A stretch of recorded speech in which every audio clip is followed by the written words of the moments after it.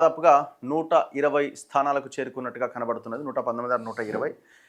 Magic figure 118. So ముఖ్యమంత్రిగా విజయ్ కాబోతున్నాడు తమిళనాడుకి. ఇది ఒక ప్రధానమైన వార్తగా మనకి ఆల్ న్యూస్ పేపర్స్లో కనబడుతున్నది. నిన్న బండి సంజయ్ కొడుకు సంబంధించిన కేసు ఏ పేపర్ కూడా మెయిన్ ఎడిషన్లో దీంట్లో ఈనాడులో లేదు, సెకండ్ పేజీలో ఉంది. ఆంధ్రజ్యోతిలో అసలే లేదు,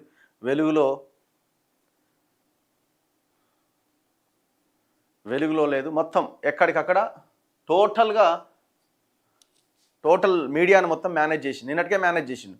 నిన్న మధ్యాహ్నం సాయంత్రం దాకా మనం వీడియోలు చేసేదాకా, అసలు విషయం చెప్పేదాకా, అసలు ఏం జరిగింది, పోక్సో ఏంది, ఏమైంది, వాళ్ళ ఫ్యామిలీ ఎందుకు వెళ్ళింది, అవన్నీ మనం చెప్పేంత వరకు ఏ మీడియాలో కూడా ఈ హనీ ట్రాప్ అనే లైన్ తప్ప ఇంకా వేరే లైనే లేకుండా పోయింది.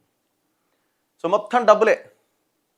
ఇంకా కట్ చేస్తే ఇంకా కొంచెం ముందుకెళ్ళి చెప్పాలంటే మనకు కూడా మార్నింగ్ 11 o'clockకి వాళ్ళ వైపు నుంచి ఫోన్లు వచ్చినాయి, సాయంత్రం కలుద్దాం.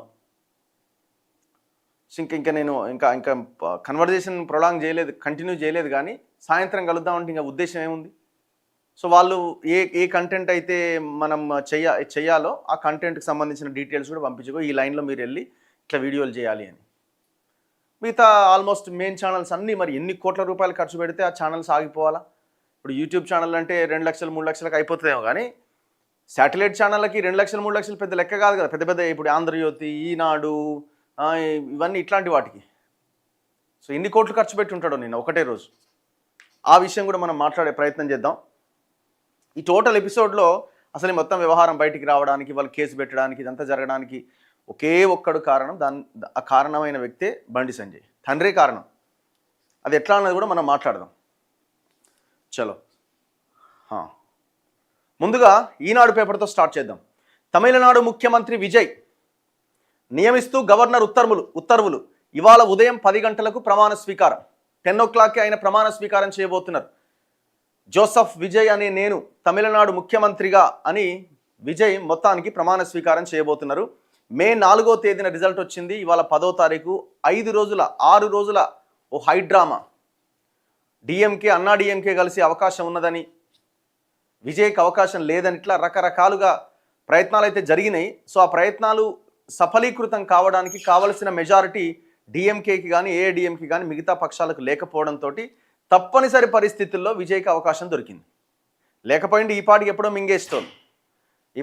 ఎప్పుడో మింగేసేటోళ్ళు ఇదే టీవీకేలో ఉన్న ఒక 20 మందిని అట్లా లాగేసేటోళ్ళు, మొత్తం అంతా కంపు చేసేటోళ్ళు. కాకపోతే అక్కడ అవకాశం లేదు.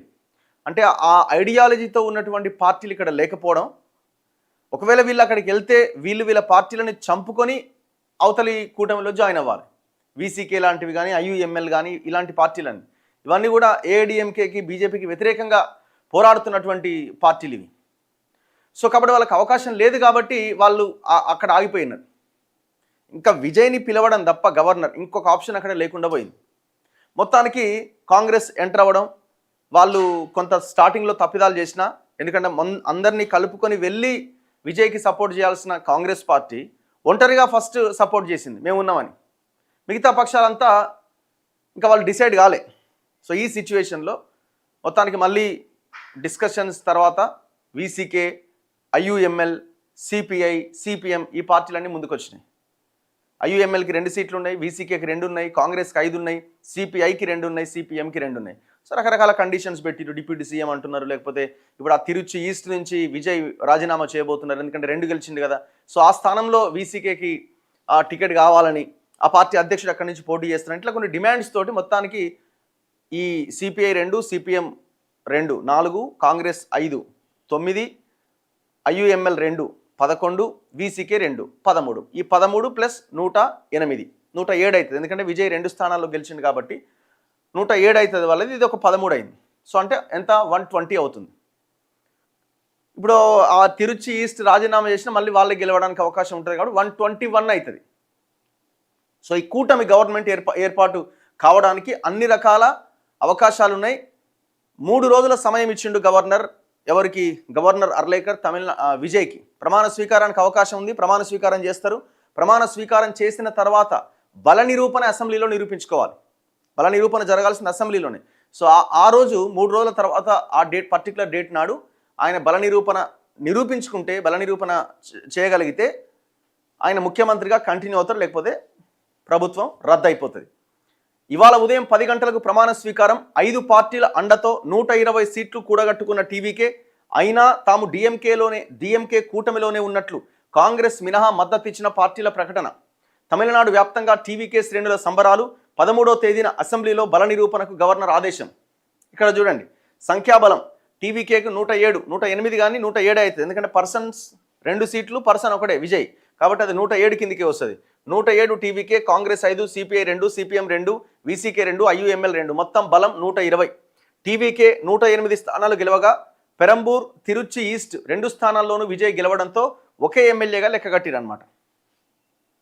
తమిళనాడు ముఖ్యమంత్రిగా సి జోసెఫ్ విజయ్ ప్రమాణ స్వీకారానికి ముహూర్తం ఖరారైంది. తనకు మద్దతిచ్చే పార్టీల సమ్మతి లేఖలతో 4వసారి శనివారం సాయంత్రం గవర్నర్ అర్లేకర్ను కలిసిన విజయ్ సుమారు గంటన్నర పాటు ఆయనతో చర్చించారు. అనంతరం రాజ్యాంగంలోని ఆర్టికల్ 164 ప్రకారం విజయ్ని ముఖ్యమంత్రిగా నియమిస్తున్నాను అంటూ విజయ్కి గవర్నర్ ఉత్తర్వు ప్రతిని అందించారు. ఆదివారం ఉదయం 10 గంటలకు ప్రమాణ స్వీకారానికి ఏర్పాట్లు చేసుకునేలా అనుమతిచ్చారు. ఈ నెల 13వ తేదీ నాటికి అసెంబ్లీలో బల నిరూపణ ద్వారా మెజారిటీ చూపించాలని విజయ్తో పాటు వెంట వచ్చిన మిత్రపక్షాల ప్రతినిధులకు గవర్నర్ సూచించారు. దీంతో చెన్నైలోని జవహర్లాల్ నెహ్రూ ఇండోర్ స్టేడియంలో విజయ్ ప్రమాణ స్వీకార వేడుకకు ఏర్పాట్లు ముమ్మరమైనాయి. సో ఇవాళే జస్ట్ ఇంకొక 2 అవర్స్ అయితే ఆయన ముఖ్యమంత్రిగా ప్రమాణ స్వీకారం చేయబోతున్నారు.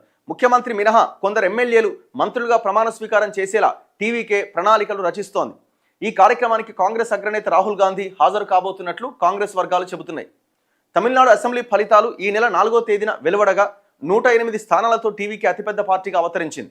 ప్రభుత్వ ఏర్పాటుకు సరిపడా సంఖ్యాబలం లేనందున ఇన్నాళ్లుగా ప్రతిష్టంభన ఏర్పడింది. చిన్న పార్టీలతో చర్చోపచర్చల తర్వాత శనివారం మధ్యాహ్నానికల్లా మ్యాజిక్ ఫిగర్ 118 కంటే ఎక్కువే, అంటే మొత్తంగా 120 మంది ఎమ్మెల్యేల బలాన్ని కూడగట్టుకుంది.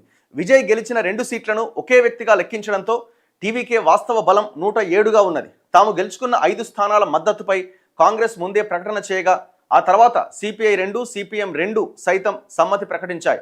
2 సీట్లు గెలుచుకున్న వీసీకే శుక్రవారం మద్దతు ప్రకటించి శనివారం లేఖ ఇచ్చింది. తాజాగా ఐయుఎంఎల్ కూడా తాము గెలిచిన 2 సీట్లతో ప్రభుత్వ ఏర్పాటుకు సహకరిస్తామని లేఖ ఇచ్చింది. వెరసి విజయ్ బలం 120కి పెరిగింది. కాంగ్రెస్ మినహా మిగిలిన పార్టీలన్నీ విజయ్కి బయట నుంచి మద్దతిస్తూ డిఎంకే కూటమిలోనే కొనసాగబోతున్నట్లు స్పష్టతనిచ్చాయి. వీసీకే అధినేత తిరుమావళవన్ మాట్లాడుతూ రాష్ట్రంలో ప్రభుత్వ ఏర్పాటుపై నెలకొన్న ప్రతిష్టంభన తొలగించి రాష్ట్రపతి పాలన రాకుండా చేసేందుకు తాము అండగా నిలిచినట్లుగా ప్రకటించారు. సో ఇది కూడా గొప్ప విషయమే ఒక రకంగా. సరే, వాళ్ళు డిఎంకే కూటమిలో ఉంటామని ప్రకటిస్తున్నప్పటికీ ప్రభుత్వానికి మేము సపోర్ట్ చేస్తున్నాం, అంటే ప్రభుత్వాన్ని నిలబెట్టడానికి ప్రయత్నం చేస్తున్నాం, మళ్ళీ ఎలక్షన్స్ వచ్చి రాష్ట్రపతి పాలన వచ్చి మళ్ళీ రాష్ట్రం ఆగం కాకుండా ఉండడానికి మేము ఈ ప్రయత్నం చేస్తున్నామని పార్టీలు చెప్పడం కూడా గొప్ప విషయమే. ఇక్కడ డిఎంకేని కూడా ఖచ్చితంగా ఒక రకంగా అభినందించాల్సిందే. వాళ్ళు కూడా వాళ్ళు చేయాలి అనుకుంటే ఇప్పుడు ఐయుఎంఎల్ని కానీ మిగతా వీసీకేని కానీ ఇంకా మిగతా పార్టీలను నియంత్రించి మద్దతు రాకుండా చేసి ప్రభుత్వం ఏర్పాటు కాకుండా చేయడానికి అన్ని రకాల అవకాశాలు ఉన్నాయి. ఇప్పుడు కాంగ్రెస్ ముందుగా వెళ్ళి సపోర్ట్ చేసినా అక్కడ బలం 112 అయింది. ఇంకా 6 స్థానాలు కావాలా. 6 స్థానాల కోసం వీసీకే కానీ ఐయుఎంఎల్ కానీ సిపిఐ కానీ సిపిఎం కానీ మద్దతు ఇవ్వాలి. ఇవన్నీ కూడా డిఎంకేలో భాగస్వాములు. ఐయుఎంఎల్ లాంటి పార్టీలు అయితే డిఎంకేకి డిఎంకే ఏం చెప్తుంది. సో అట్లాంటి పార్టీలు కూడా మేము బయట నుంచి మద్దతు ఇస్తున్నామని చెప్తున్నాయి. సో ఒకవేళ డిఎంకే చేయాలి అనుకుంటే ఏదో రకంగా ప్రయత్నం చేయాలనుకుంటే చేయొచ్చు, కానీ వాళ్ళు ఆ ప్రయత్నం చేయకుండా ఆ కూటమిలో ఉన్న పార్టీలని బయట నుంచి మద్దతు ఇచ్చేలాగా వాళ్ళు ప్రయత్నం చేయడం అన్నది నిజంగా గొప్ప విషయమే. ఇక్కడ వేరే పార్టీలు ఎంటర్ కావద్దన్నది వాళ్ళ ఆలోచన. వేరే పార్టీలు ఎంటర్ అయ్యి అనవసరంగా తమిళనాడు రాజకీయాల్ని దెబ్బతీసే ప్రయత్నం జరుగుతుంది అన్నది వాళ్ళు ఆలోచించి ఈ నిర్ణయం తీసుకున్నట్టు కనబడుతున్నది. మిత్రపక్షాల నిర్ణయాన్ని స్వాగతిస్తున్న స్టాలిన్ ప్రభుత్వాన్ని ఏర్పాటు చేయబోతున్న టీవీకేకు డిఎంకే అధినేత స్టాలిన్ అభినందనలు తెలిపారు. ఎన్నికల ఫలితాల తర్వాతి పరిణామాలకు మేం సాక్ష్యంగా ఉన్నాం. ప్రభుత్వాన్ని ఇబ్బంది పెట్టబోమని ఇప్పటికే ప్రకటించాం. ప్రతిపక్ష బాధ్యతను నిర్వర్తిస్తాం. సరైన మెజారిటీ లేక టీవీకే ఇబ్బంది పడుతున్న సమయంలో మిత్రపక్షాల నిర్ణయాన్ని గౌరవించాలి అనుకున్నాం. మరో ఎన్నిక రాకుండా స్థిరమైన ప్రభుత్వం ఏర్పడేలా సహకరించాలి అనుకున్నాం. సంక్షోభాన్ని అధిగమించేందుకు లౌకికవాద ప్రగతిశీల కూటమిలోనే కొనసాగుతామన్న మిత్రపక్షాల ప్రకటనను స్వాగతిస్తున్నాను అని వెల్లడించారు. కూటమి ఓట్లతో గెలిచిన కాంగ్రెస్ పార్టీ కృతజ్ఞత కూడా చెప్పలేదని, వారు ద్రోహం చేశారని స్టాలిన్ మండిపడ్డారు. తమ కూటమి అధికారం చేపట్టనప్పటికీ మంచి ఓటు శాతాన్ని సాధించింది. మరోవైపు కొత్తగా ఏర్పాటయ్యే ప్రభుత్వానికి అన్నాడీఎంకే ప్రధాన కార్యదర్శి పళనిస్వామి శుభాకాంక్షలు తెలిపారు. ఏఎంఎంకే ఎమ్మెల్యే మద్దతు పైన వివాదమట. తిరువారూర్ జిల్లా మన్నార్గుడి నుంచి గెలిచిన అమ్మ మక్కల్ మున్నేట్ర కలగం ఏకైక ఎమ్మెల్యే కామరాజ్ తమకు మద్దతుగా లేఖ ఇచ్చారని టీవీకే శుక్రవారం గవర్నర్కి ఇచ్చిన జాబితాలో చేర్చిందట. ఎన్డీఏలో భాగస్వామి అయిన ఏఎంఎంకే సభ్యుడు ఇలా చేయడం పైన దుమారం రేగిందట. ఆయన బీజేపీతో కలిసి ఉన్నాడు, అంటే బీజేపీ ఎన్డీఏ కూటమిలో ఉన్నారనమాట.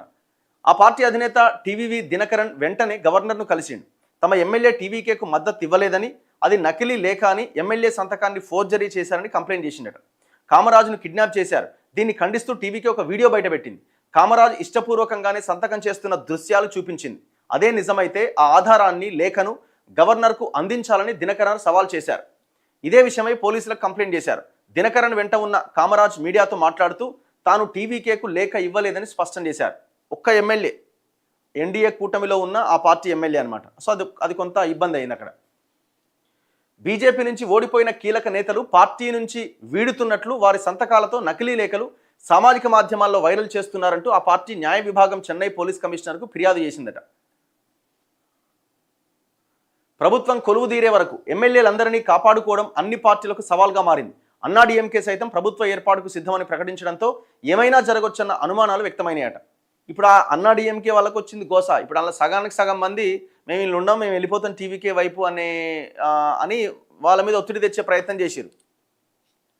సో ఇది మొత్తానికి ఒక ఎండ్ కార్డ్ పడింది. మరి ఈ వ్యవహారం ముఖ్యమంత్రిగా ప్రమాణ స్వీకారం చేయబోతున్న విజయ్ మరి ప్రభుత్వాన్ని నిలబెట్టుకొని ప్రజల కోసం చేయడానికి అన్ని రకాల అవకాశాలు దొరుకుతాయా, సో ఏ ఇబ్బంది లేకుండా అన్నది చూడాలి. ఎందుకంటే ఇప్పుడు ఇంట్లో చీల్చి దేశంలో ఏం జరుగుతుందో మనకు తెలిసిందే కదా. సో ఏ పార్టీ ఏమైనా చేయడానికి అవకాశం ఉంది. ఇప్పుడు ఆ మద్దతు ఇచ్చినటువంటి పార్టీలు నచ్చకపోయి ఇటు సైడ్ అయిపోయారు అనుకోండి, ఒక 5గురు కథం గోవిందా. సో మళ్ళీ మరి అది కావద్దని అక్కడ ఉన్న ప్రజలు కోరుకుంటున్నారు. ఏం జరుగుద్ది అన్నది చూడాలి. ఒకవేళ జరిగినా మళ్ళీ అది విజయ్కే పాజిటివ్గా మారుతుంది. మళ్ళీ వచ్చే ఎలక్షన్లో ఆయన నెత్తి మీద పాల్గొచ్చినట్టే. అది గమనించే స్టాలిన్ కూడా ప్రభుత్వ ఏర్పాటుకు సహకరించడంలో కీలక పాత్ర పోషించింది.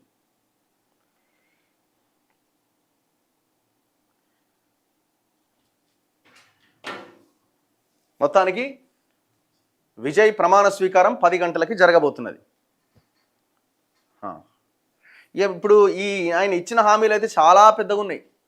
అసలు హామీలు అయితే ఇక దాదాపు 1,00,000 కోట్లు దాటే అవకాశం ఉంది. ఇప్పుడు మహిళలకి 2,500 అన్నాడు. ఇంకా చాలా